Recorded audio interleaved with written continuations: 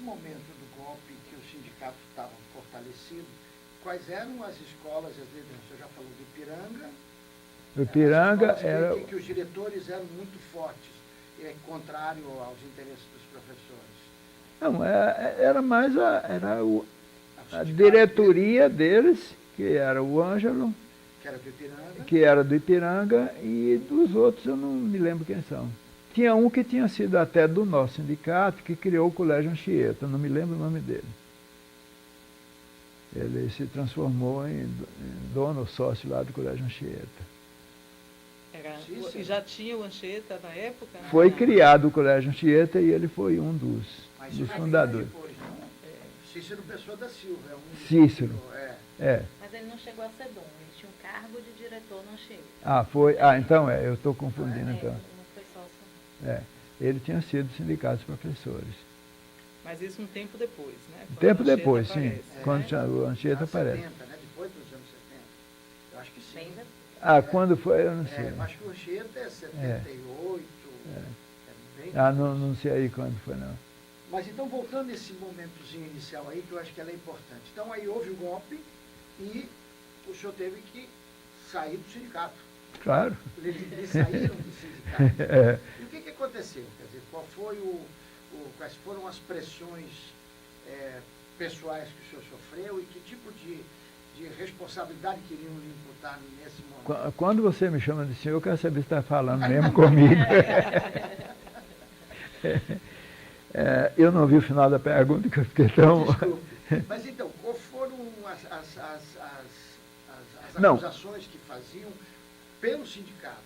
Olha, eu tive conhecimento depois que criaram na segunda seção do Exército, que se transformou depois em SNI, etc., que era realmente quem fazia a parte de inteligência lá do Exército, era a segunda seção.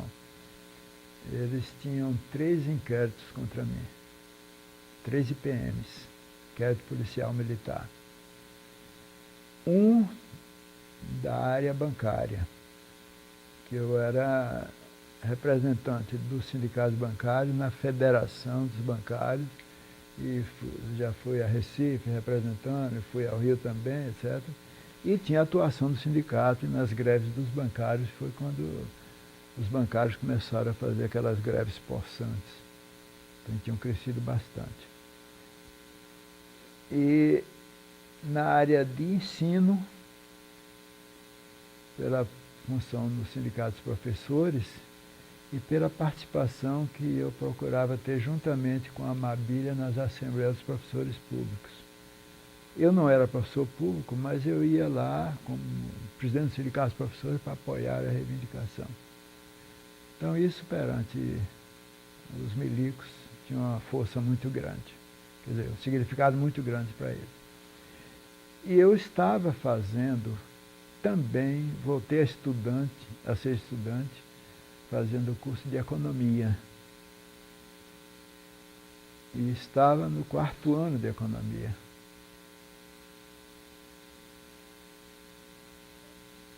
E houve também o IPM da área estudantil. Então eu tive 3 IPMs e o inquérito administrativo interno do Banco do Brasil. Então eu tinha realmente muita frente para enfrentar e eu tive que arrefecer. De vez em quando alguém me convidava para fazer uma reunião assim, eu achava que era arriscar. Se eu antes eu sabia que já era observado, depois disso, muito mais ainda, né? Qualquer coisa que eu participasse. Então, quando alguém queria bater um papo, eu disse, vamos fazer o seguinte, vamos marcar no seu carro e a gente conversa. Aí o cara me pegava, às vezes, no comércio, no banco, saía, ia até perto de minha casa, parava e a gente ia conversando. Participar de reunião, você sabe que é arriscado. Então, nesse período, você morava no Matatu, já, não é isso? Morava no Matatu. E continuava trabalhando no banco? Continuava trabalhando no banco. E o sindicato já tinha se afastado do sindicato? Já tinha afastado dos 2 sindicatos. E chegou a ser preso? Fui preso. Quando? No dia 7 de abril, quer dizer, logo depois do golpe. Coincidência, no mesmo dia que foi preso o Vigidásio Sena, que era o prefeito. sendo que eu fui mais importante, que eu fui preso de madrugada e ele só foi preso na noite do mesmo dia, mas muito depois. Portanto, eu fui mais importante. Pode contar um pouquinho para nós desse momento ruim? Bem, eu fui em parte ingênuo, mas em parte também confiante. Foram 3 militares, subiram no meu prédio. Na época não tinha controle de portaria. Então, o cara subiu no prédio, foi até lá, bateu na porta 2h30 da manhã. Eu fui atender. Disseram que eu estava sendo convidado a ir prestar esclarecimentos lá no quartel-general, 2h30 da manhã, né? Eu não criei nenhuma resistência. Um colega meu criou para poder ter testemunha de que ele tinha sido levado. E eu fui ingênuo porque eu fui sem nenhuma testemunha. Se eu dali fosse levado por um avião e jogado no mar, não tinha nenhuma prova, né? E fiquei rodando até mais ou menos 7 horas da manhã, de 2h30 até umas 7, tentando prender mais outras pessoas que não achavam num canto, no outro. Depois me mandaram para lá e eu fiquei o dia inteiro lá no quartel-general aguardando ser ouvido. Enquanto isso, eles mandaram emissários conversar com o gerente do banco, com o diretor da escola, em vários lugares, tomar informações a meu respeito. Então, foram me perguntar. Aí, quando começou a audiência, a primeira pergunta foi: o senhor esperava ser preso? Eu fiz: e eu estou preso? Eu fui convidado a vir prestar esclarecimentos. Sim. O senhor esperava isso? Primeira pergunta, eu já fui dizendo que eu estava preso, né? Aí eu já sabia que ia continuar, desde o início que eu sabia que ia continuar. Mas teve essa reação. Quando os chineses compareceram no Congresso dos Professores, o presidente da federação estava com muita dificuldade porque a representação de São Paulo, que estava forte, estava desejando assumir a direção do Congresso. Ora, ele preparou tudo, organizou, arranjou verba e tudo isso, e representava sindicato de vários estados, foi quem preparou a festa, e o Solon Borges do Reis, na hora, querendo ser o presidente do Congresso. Aí foi aquela briga que a reunião com políticos, representantes ali, esperando, levou cerca de umas 3 horas para começar a sessão de abertura do Congresso. Isso foi em junho de 63, não é isso? Em junho de 63. Não. Não, o Congresso foi em junho de 63, foi antes do golpe. Foi a relação desse Congresso com a prisão, é isso? A relação que tem por causa dos chineses. Então o Barreto me chamou, perguntando assim, num grupo assim: alguém de vocês fala espanhol? Ele disse assim: eu entendo um pouco. Disse: então ótimo. Ele disse: mas eu não falo bem, não sou fluente. Não, mas dá para entender? Dá. Então é o que basta. É que nós estamos com 2 representantes aqui da China, um deles fala espanhol, e eu preciso dar atenção e não estou conseguindo.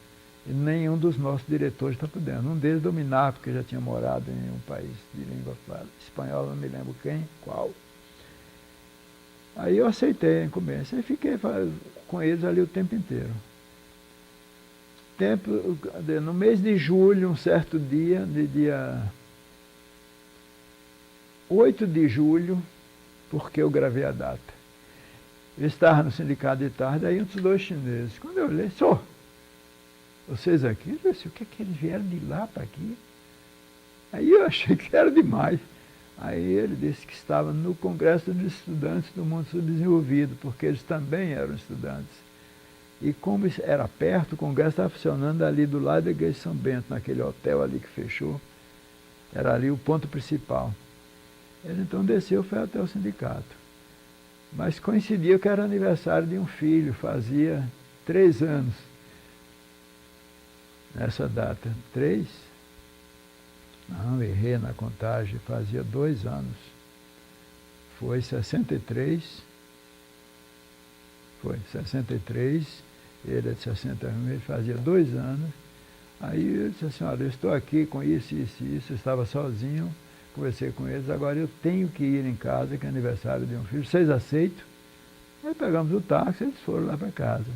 Aí eles estiveram lá presentes, assistiram apagar das velas, etc. Depois perguntaram o endereço. Aí eu dei o endereço. Tempos depois começa a chegar jornais de correspondência da China. Aí imagina o peso que isso teve, além da acusação da área bancária, da área dos donos dos colégios, e recebendo correspondência da China, esse cara é super perigoso. Por isso que eu fui preso antes do prefeito.